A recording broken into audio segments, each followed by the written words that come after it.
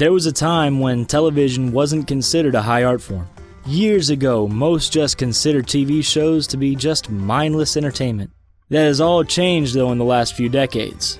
Shows like Frasier, The West Wing, and Downton Abbey have shown that television can be just as classy as an art gallery. Of course, there's also the classiest television show of all, one that examines the trials and tribulations of modern American preteens. Big Mouth is a show about friendship, forgiveness, and ultimately self-acceptance. That is when the hormone monster isn't being absolutely disgusting. Now don't get me wrong, that's why we love him. But you gotta admit it though, sometimes he goes over the line. Actually, he practically lives over the line. He's built a summer house there and shares that with Roger from American Dad and Quagmire from Family Guy. Here are 10 times the hormone monster went too far.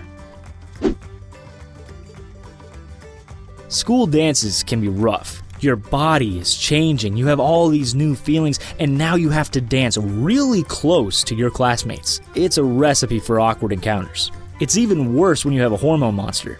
Maurice basically acts as the devil whispering in Andrew's ear. He tells Andrew to dance closer and closer with his crush Missy. This all culminates when Andrew... Well, honestly, I feel like you can do the math here. Andrew has to rush to the bathroom so he can clean himself up. This would probably be a moment that would haunt poor Andrew forever. Unfortunately, this is only one of many horrifying situations he allows Maurice to talk him into. Talk about peer pressure. For the most part, Missy and Andrew's budding love is one of the cutest parts of the show. That is, when Andrew isn't making a complete fool of himself in a publicly humiliating fashion. If they end up together, their love story will have begun in the strangest way ever. That's one they will not be telling their grandkids about, though Andrew should worry if any of those kids happen to look like Nathan Fillion. We all remember sleepovers as being innocent things, a time when we were children and exploring the wonders of imagination and friendship for the first time. They bring to mind the images of a Nintendo 64, Fruity Pebbles, and blanket forts.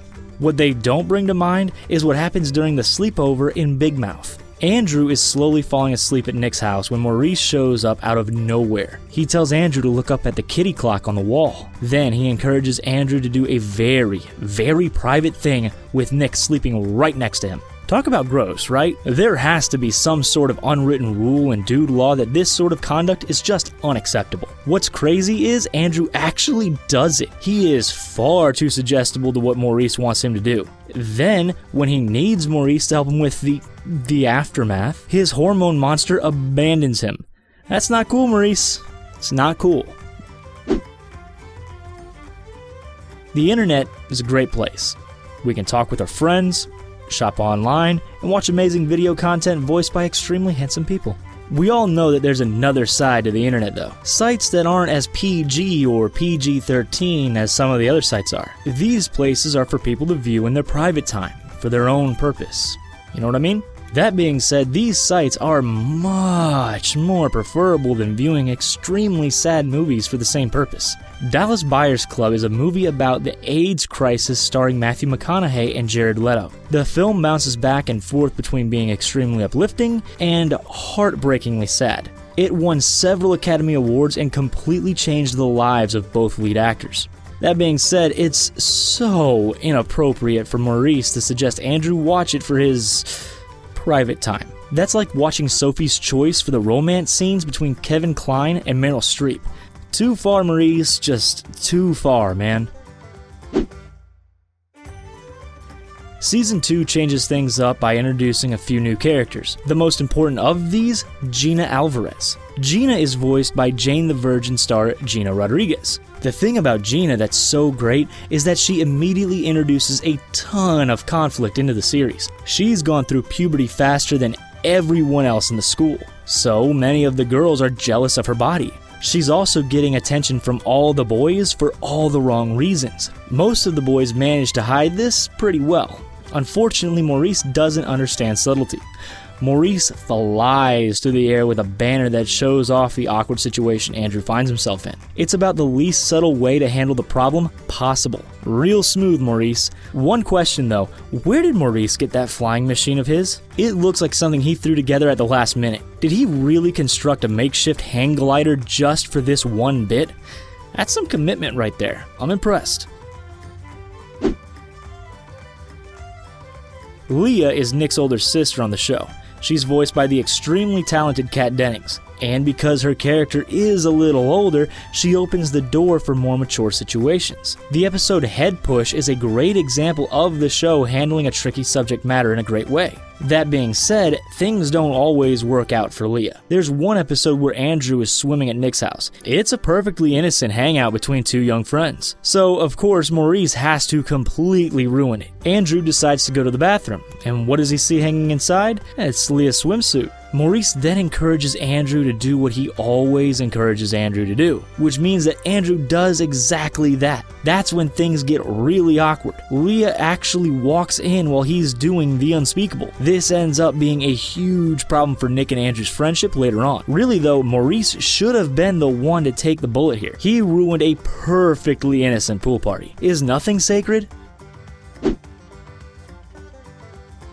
There's a point in every person's life when they question their sexual orientation.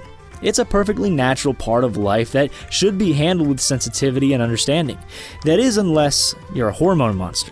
Maurice decides to help Andrew with this exact problem. After he shows Andrew pictures of people, he asks which he finds more attractive. Andrew becomes confused. To be fair though, this is probably when Maurice seems the most professional. He has a lab coat, equipment, and a very interesting test to determine what Andrew's orientation actually is. It still leaves Andrew feeling uncertain about his potential lifestyle though. This is when Maurice sits Andrew down and has a polite conversation with him about what sexual orientation means and what to do. Oh, of course not. Instead, he draws probably the worst picture of a unicorn ever made and shows it to Andrew. Then he has Andrew make some very questionable Google searches. This ends up infecting Andrew's entire house with a computer virus. You'd think Maurice would be a bit more tech savvy in this area. Any experienced hormone monster should understand basic internet safety. Don't they have classes about that sort of thing? Later in the episode, Andrew figures it all out. Of course, Maurice throws one last disgusting thing in there. He suggests that Andrew tries to figure out what's going on with Nick. Thankfully, that's one thing that Andrew doesn't listen to. Mostly because I'm pretty sure it's a felony. If there's one thing no one ever wondered while watching Big Mouth, it's how the anatomy of a hormone monster works. No one ever asked creator Nick Kroll to explain to us those kinds of specifics. Unfortunately, Nick Kroll's mind works in really strange ways. In the second season of the show, he decided to show us exactly how that works for hormone monsters. At one point, Maurice pulls out a bag of, let's go with, objects of an anatomical nature? Each object had a very specific purpose. One was a cool ranch object, another was a bottle opener, and one even had a laser beam. The most surprising thing about this scene wasn't that he had all of these things in a bag. What was most surprising is that the scene didn't go on for 10 more minutes. It's really not hard to imagine the scene going on with dozens of different versions. There's probably a deleted outtake where Nick Kroll improvs like 100 of these things. What's worse is that when Andrew was on trial in the Shame Wizard's court, Maurice provided his defense. When he did so, Maurice accidentally opened his briefcase. When he did, many of these objects started crawling away. One was even missing. Maurice really needs to get those things organized. That's very unprofessional behavior for a hormone lawyer.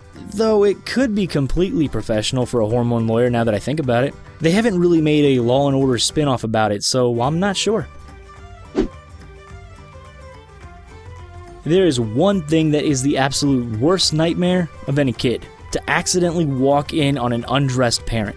This kind of moment can be about the most awkward thing in the history of awkward things. It's basically the preteen equivalent of a real-life horror movie. Luckily, we don't have a hormone monster to make it worse. Andrew's dad is probably the grossest character in the entire show. Throughout the entire show, all he ever does is yell. None of the other parents are as consistently horrible as Mr. Glauman is. He also has a very unhealthy love-hate relationship with clams. They always make him horribly sick, but he still eats them anyway. Just stop eating clams, man. It's not worth it.